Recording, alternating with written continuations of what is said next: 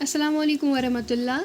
Welcome to this on YouTube channel पे उम्मीद से तो इस सारी ठीक पड़ा असल बट इस तीश अल्हम्दुलिल्लाह बिल्कुल ठीक आज बनाओ इस फ्लावर समोसा तो है कि वुच्छे तिम कुछ क्रिस्पी छु बना तो ती कर सो घर जरूर ट्राई हम छु वारिया मज़ेदार गछा चलो करो इस वीडियो स्टार्ट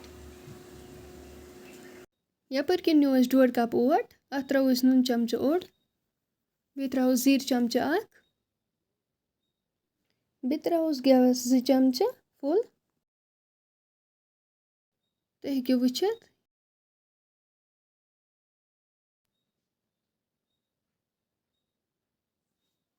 अम पत रलाओ इसे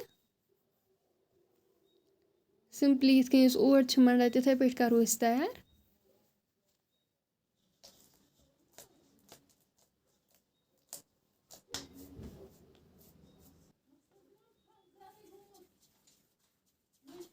बनाओ इस पेर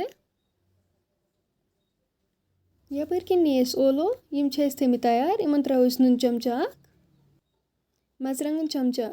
अख गरम मसाला चमचा अख बादाम पाउडर चमचा अख अम पत त्रोस मेथ अख चमच पुदीना पाउडर चमचा अख त्रोस अम पत करो असल पे मिक्स यम सारी मसाला सत तो हेकियो वुच्छित सारी मसाल कर मिक्स अत सत असल पे यपर किन तो हेकियो वुच्छित यम पेर गमत असल पे तैयार तुलवक वन बनाओ सेम इत कन चोट बनावा सेम बनाओ तिथे पे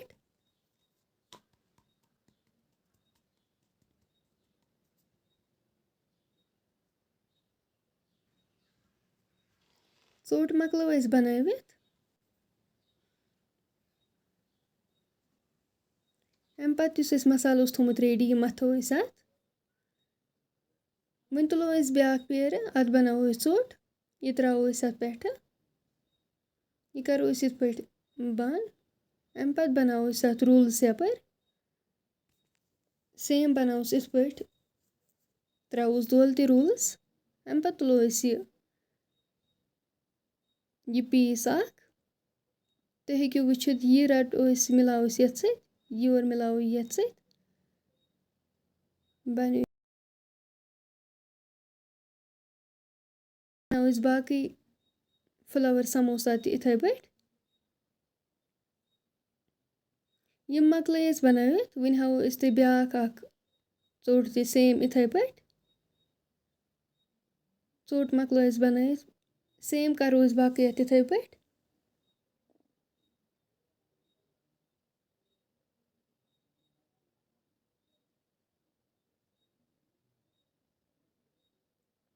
यह तुलो इत पे ये करो इत पे तो हेकियो वुच्छित सेम करो बाकी इथे पे तैयार यपर किन लोग तेल तेल गो गरम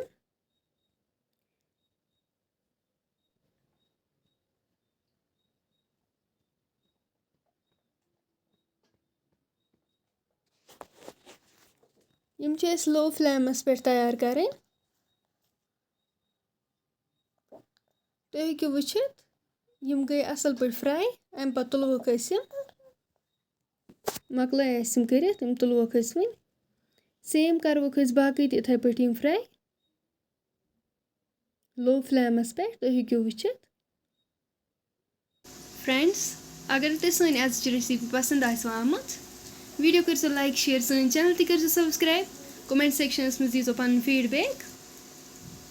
इंशाल्लाह मिलो नेक्स्ट वीडियोस में तोतन थो पन्न दुहन मज याद अल्लाह हाफिज़।